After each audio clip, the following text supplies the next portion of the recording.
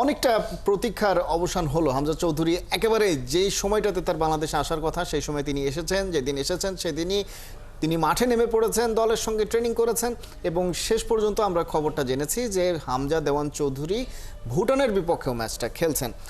কতটা ক্রেজিনেস আসলে কাজ করছে অ্যানালিস্ট হিসেবে তো পরে, ফুটবল ফ্যান হিসেবে আসলে কতটা? না, এটা তো অবশ্যই যে পুরো হাইপটাই কিন্তু আসলে হামজা কেন্দ্রিক শুরু হয়েছে একদম ভারত ম্যাচের আগে থেকে। আমরা যদি দেখি যে অন্যান্য প্রবাসী প্লেয়ার যে আসা শুরু করেছে সেটাও হচ্ছে যে হামজা আসাতে বিষয়টা সহজ হয়েছে।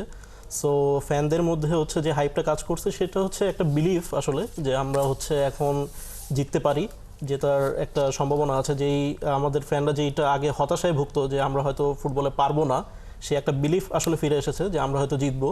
সো সো সেই সেন্স থেকেই হচ্ছে যে আমরা হচ্ছে যে দেশের মাটিতে যে খেলা, হামজা প্রথমে বিদেশের মাটিতে খেলেছেন, সো দেশের মাটিতে তার অভিষেক হবে, সেটা নিয়ে আলাদা একটা উত্তেজনা আবেগ কাজ করবে, সেটাই স্বাভাবিক এবং সেটাই কিন্তু দেখা যাচ্ছে।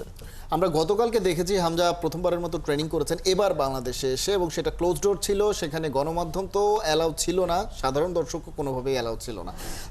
কিন্তু তারপরও মাঠের বাইরে আমরা যেভাবে সাধারণ মানুষের ক্রেজিনেস দেখেছি হামজাকে একবার অন্তত দেখার জন্য, বিষয়টা আসলে অন্যান্য ফুটবলাররাও উত্তাপটা টের পাচ্ছেন এবং সেটা আসলে বাংলাদেশ দলের ফুটবলারদেরকে কতটা প্রেশারে ফেলছে, এই ধরনের প্রেশার নিয়ে আসলে বাংলাদেশের ফুটবলাররা অভ্যস্ত কিনা? না, এটা আমার কাছে মনে হয় যে নেগেটিভ কোনো প্রেশার না, এটা হচ্ছে একটা পজিটিভ প্রেশার। যে হচ্ছে আমরা যদি ভালো খেলি, যেমন আমাদের লোকাল ফুটবলারদের কিন্তু ওই স্বপ্নটা দেখতে হবে এখন থেকে যে আমরা হচ্ছে শুধু নিজেদের ডোমেস্টিক লিগে খেলবো না, আমরা বাইরের লিগে খেলবো। এবং আমরা যদি বাইরের বেটার লিগে খেলি তখন কিন্তু আমাদের লোকাল প্লেয়ারদেরকে নিয়েও একই ধরনের হাইপটা সৃষ্টি হবে। এবং এখানে হচ্ছে নেগেটিভ কোনো চাপের বিষয় নেই, এখানে হচ্ছে আমি যেটা মনে করি যে এটা পজিটিভ চাপ, এটা একটা পজিটিভ প্রেশার যে আমাদেরকে এখন অনেক মানুষ, মানে পুরো গ্যালারি ফুল থাকবে। সো পুরো গ্যালারিকে আমাদেরকে, মানে পুরো দেশের মানুষেরই চোখ থাকবে আসলে। তো আমাদেরকে তাদের সবাইকে যে একটা পজিটিভ রেজাল্ট এনে দেওয়া, সেই বিষয়টা এখন হচ্ছে কাজ করবে।